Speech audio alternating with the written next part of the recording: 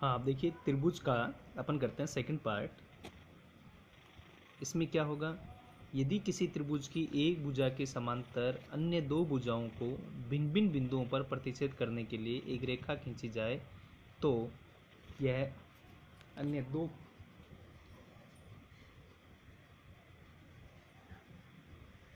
दो भुजाओं को समान अनुपात में विभाजित करती है। कैसे? जैसे देखो एक त्रिभुज है अपने पास में ए बी सी। ये अपन ने एक त्रिभुज लिया ए बी सी। अब इसके अंदर क्या होगा, सवाल में क्या दिया, यदि किसी त्रिभुज की एक भुजा के समांतर, तो ये जो बीसी भुजा है, बीसी भुजा के समांतर अपन एक भुजा और लेते हैं पी क्यू, जो कि इन दो भुजाओं को पी और क्यू बिंदुओं पे प्रतिच्छेद करती है। अब इसमें क्या होगा, क्या क्या रिजल्ट आएंगे अपने पास में, तब इनके अनुपात जो होंगे वो समान होंगे। अनुपात कैसे समान होंगे, जैसे ए पी और पी बी, इन दोनों का जो अनुपात होगा आपके पास में, जैसे हमने ये लिखा A P upon B P, वही अनुपात इस साइड किसके इक्वल होगा, A Q upon C Q के। आप इस चीज़ को ऐसे भी नोट कर सकते हैं कि A P upon A B, एक तो हमने लिया देखो ए पी, छोटे वाले दो त्रिभुज बन रहे हैं ना, छोटे वाले त्रिभुज की भुजा ए पी, बटा में पूरी बड़ी भुजा ली आपने ए बी, तो इधर भी क्या होगा ए क्यू, बटा में पूरी बड़ी भुजा ए सी। आप ऐसे भी नोट कर सकते हैं, पहले पूरी बड़ी भुजा ली हमने ए बी, अपॉन में मैं क्या लिख सकता हूँ बी पी, तो इधर भी क्या होगा, जब आप एक साइड ए बी ले रहे हैं तो दूसरी साइड क्या लेना होगा ए सी, और यहाँ जब अपॉन में आपने बी पी लिया है तो उधर कौन सी भुजा लेंगे अपन, सी क्यू। ठीक है। इसमें जो याद रखने वाली बात है आपके पास में कि अगर इन दोनों त्रिभुजों का अपन से परिमाप पूछा जाए तो देखो दो त्रिभुज कौन कौन से बन रहे हैं, एक तो ये छोटा त्रिभुज बन रहा है अपने पास में ए पी क्यू, और एक पूरा बड़ा त्रिभुज ए बी सी। इन दोनों त्रिभुजों का जो परिमाप होगा वो भुजा के अनुपातों के बराबर होगा। जैसे छोटा त्रिभुज की तीनों भुजा, या तो अपन ये लिखें ए पी, तो ए पी के बट्टा में ए बी लिखना होगा।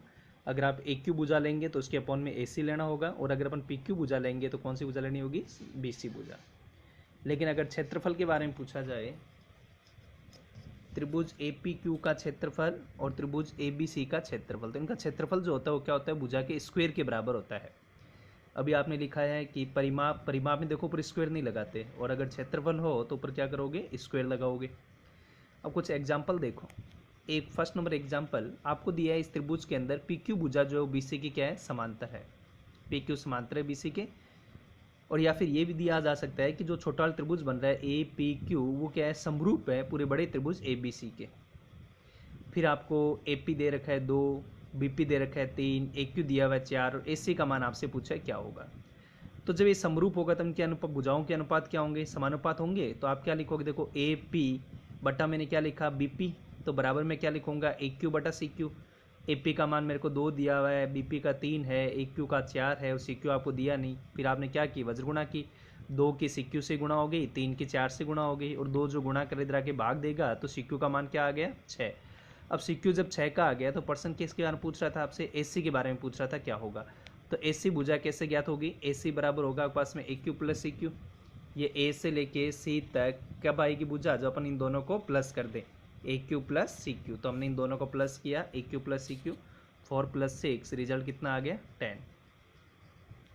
दूसरा,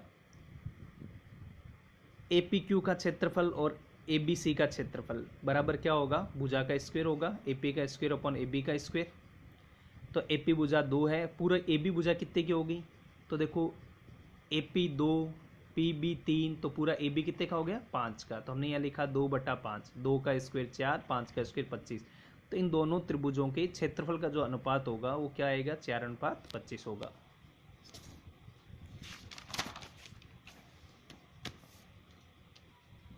नेक्स्ट देखिए दूसरा एग्जाम्पल, इसमें आपको दिया है पी क्यू जो है वो समांतर है किसके, बी सी के। यदि त्रिभुज ए पी क्यू का क्षेत्रफल 100 वर्ग सेमी हो तो चतुर्भुज पी बी सी क्यू का क्षेत्रफल ज्ञात करना में क्या होगा।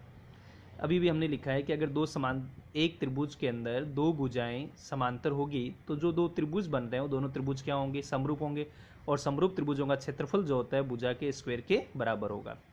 तो देखो ए पी क्यू का क्षेत्रफल बटा पूरे बड़े त्रिभुज ए बी सी का क्षेत्रफल बराबर भुजा आपने ली जो ए पी क्यू है इसकी भुजा आपको देखो कौन सी दे रखी है, पी क्यू दे रखी है, तो हमने लिखा पी क्यू, और बी सी भुजा कितने की दे रखी है, 8 की, तो पी क्यू अपॉन बी सी।